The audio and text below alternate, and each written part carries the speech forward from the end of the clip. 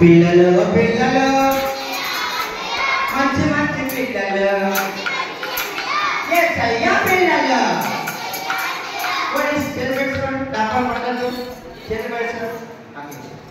ఇప్పుడు నేను కనీ విని ఎరగని రీతిలో మంచి బైబిల్ లెసన్ వర్డ్ లెసన్ స్టోరీని చెప్తాను. బహుశా మీరు ఎప్పుడు వినుండ్రో ఇలా చూసుండ్రో, కాబట్టి మీరు జాగ్రత్తగా వినాలి, చూడాలి. ఆయన పిల్లలు చూడండి, పిల్లలు ఇక్కడ ఏం కనిపిస్తుంది?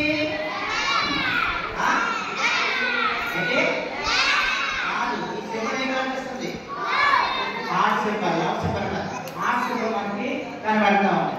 పిల్లలు మరి యేసయ్య ఈ భూమి మీద చూసినప్పుడు అందరూ కూడా పాపం చేసి దేవుడు అనుగ్రహించిన మహిమను పొందలేకపోతా ఉన్నారు. అందరూ పాపం చేశారు. దేవుడు చూసినప్పుడు భూమి అంతా కూడా పాపంతో నిండిపోయింది. ఈ పాపం నుంచి విడిపించడానికి ఈ పాత్రలను ఆలోచించినట్లయితే మొదట న్యాయాధిపతుల్ని పంపించాడు దేవుడు, జడ్జెస్ని మారవేస్తాడు. తర్వాత రాజును పంపించాడు దేవుడు, మారవేద ప్రజలు. తర్వాత ప్రవక్తలు పంపించాడు దేవుడు, చాలా మంది ప్రవక్తలు, చిన్న ప్రవక్తలు, పెద్ద ప్రవక్తలు పంపించాడు దేవుడు, అయినా వినలేదు. ఆ తర్వాత ప్రపంచంలో పాపం పెరిగిపోతా ఉంది. పిల్లలు ఎప్పుడైతే పాపం పెరిగిపోతా ఉందో, లోకం చెడిపోతా ఉందో, ఈ లోకాన్ని పాపం నుండి విడిపించడానికి మరి ముఖ్యంగా మీరంటే ఎవరిస్తుంది పాపంలో పడిపోకుండా సాతాను చేతిలో నలిగిపోకుండా రక్షించడానికి తండ్రి అయినటువంటి యెహోవా తన ప్రియకుమారుడైనటువంటి యేసయ్యను ఈ భూమి మీద పంపించారు. మీ అందరికీ తెలుసు. కన్యకైన మరియ గర్భాన్ని ధరించి 33 సంవత్సరాలు ఆయన భూమి పైన పెరిగి 3 సంవత్సరాలు గొప్ప పరిచర్య చేసి నీ కొరకు నా కొరకు ఈ లోకంలో ఉన్నటువంటి ప్రజలందరి కొరకు పాపములను విడిపించడానికి తన రక్తాన్ని చిందించడానికి అందరికీ తెలుసుకునేది. అందుకే పాపములో ఉన్నటువంటి మనల్ని, సాతాను చేతున్నటువంటి మనని, చీకటి బ్రతుకున్నటువంటి మనల్ని విడిపించడానికి చూడండి ప్రపంచం అంతా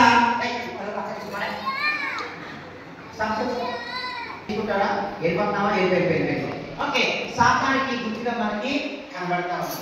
ఇదిగో ఈ ప్రపంచం అంతా కూడా ఈ ముసుగేసినటువంటి రూపంలో సాతాను చేతుల్లో పడిపోయి నాశనం అయిపోతుంది. వారిని రక్షించడానికి యేసయ్య భూమి మీద జన్మించి నీ కొరకు నా కొరకు తన ప్రాణాన్ని చిందించి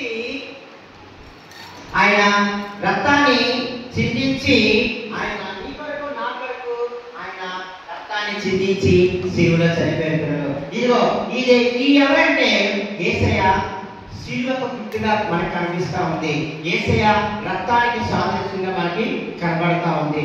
ఎవరైతే యేసయ్య రక్తంలో కడగబడతారో, ఎవరైతే లోకంలో పాపములో పడిపోయి నాశనం అయిపోయి వారి జీవితాన్ని పాడు చేసుకుంటున్నారో, సాతాను చేతిలో నుంచి విడిపించడానికి తన రక్తం చేత ఎవరైతే కడగబడతారో వారు పవిత్రుడిగా తీర్చబడతారు. యేసుక్రీస్తు రక్తము ప్రతి పాపము నుండి మనల్ని పవిత్రుడిగా చేయనటువంటి లేఖన భాగం మనం చూసినట్లయితే ఇదిగో ఇక్కడ పరిశుద్ధాత్మ దేవుడు మనందరి పాపాలని శుద్ధీకరించాలి. ఫస్ట్ చూస్తారు మీరు, సాతాను లోకంలో పడిపోయినటువంటి మనల్ని యేసయ్య రక్తం ద్వారా ఆయన మనల్ని పవిత్రుడిగా చేశారు. ఇదిగో ఇక్కడ అలాగే ఎవరైతే యేసయ్య రక్తంలో కడగబడతారో వారు పరిశుద్ధులుగా ఉంటారు. పిల్లలు ఇదిగో ఇలాగా పరిశుద్ధాత్మ దేవుడు మనకి ఎప్పుడు హెల్ప్ చేస్తా ఉంటుంది అనమాట.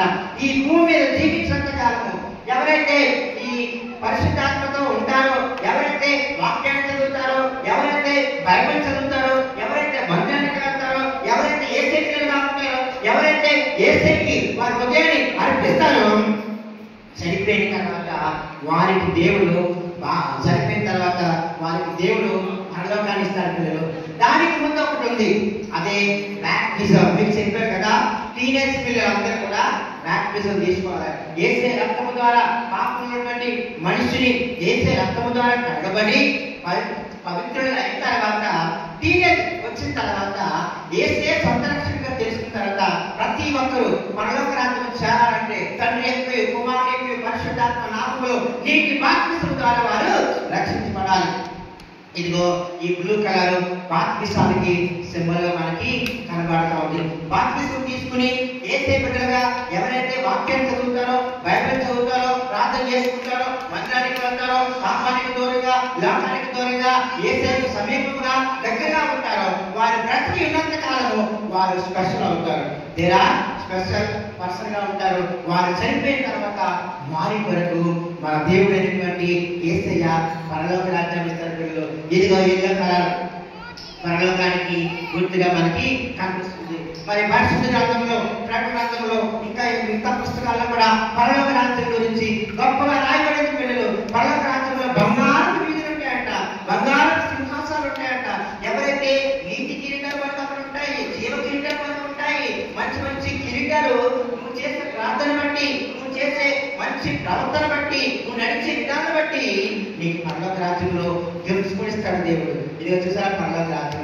పరలోక రాజ్యము ఎప్పుడు కూడా ఆనందంగా ఉంటుంది, సంతోషంగా ఉంటుంది. అక్కడ ఆకలి ఉండదు, అక్కడ డబ్బు ఉండదు, అక్కడ ఏడుపు ఉండదు. మరి ఏముంటుంది అంటే ఎప్పుడు కూడా ఆయన్ని స్తుతించడమే. అందుకే లాస్ట్ మనకు కనబడతా ఉంది గ్రీన్. గ్రీన్ దేనికి గుర్తు అంటే పచ్చదనానికి, లేకపోతే ఆనందానికి గుర్తుగా కనబడుతుంది. చూసారా ఇక్కడ చక్కగా హ్యాపీనెస్. ఫర్ ఎగ్జాంపుల్ ఇది సమ్మర్ సైజు కదా, ఎండాకాలం. మామిడి చెట్టు ఉందనుకో, దానికి కాయ ఉంటే మనం ఏం చేసుకుంటాం?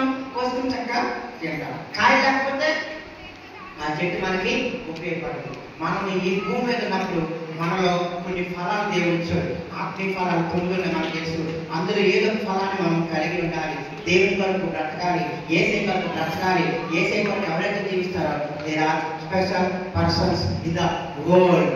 వారు ప్రపంచంలోనే ప్రత్యేకించబడిన వారు. నీ ఇంటిలో కావచ్చు, నీ ఇంటిలో నువ్వు స్పెషల్, నీ సంఘములో నువ్వు స్పెషల్, నీ గ్రామంలో నువ్వు స్పెషల్. ఎప్పుడో తెలుసా?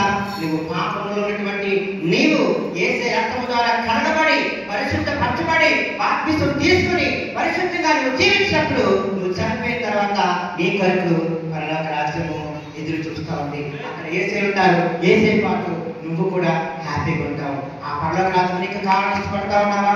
ఆ పరలోక రాజ్యంలో నువ్వు చేరాలని ఇష్టపడతా ఉన్నావా? నీకు పరలోక రాజ్యం చేరాలంటే ఇప్పుడే నీ రోజులోనికి యేసయ్యను ఆహ్వానిద్దాం. అటువంటి కృప, అటువంటి దీవెన మనకు దేవుడు అనుగ్రహించును గాక. ఆమేన్. మోకాళ్ళు వేయించి ప్రార్థన చేద్దాం. థాంక్యూ.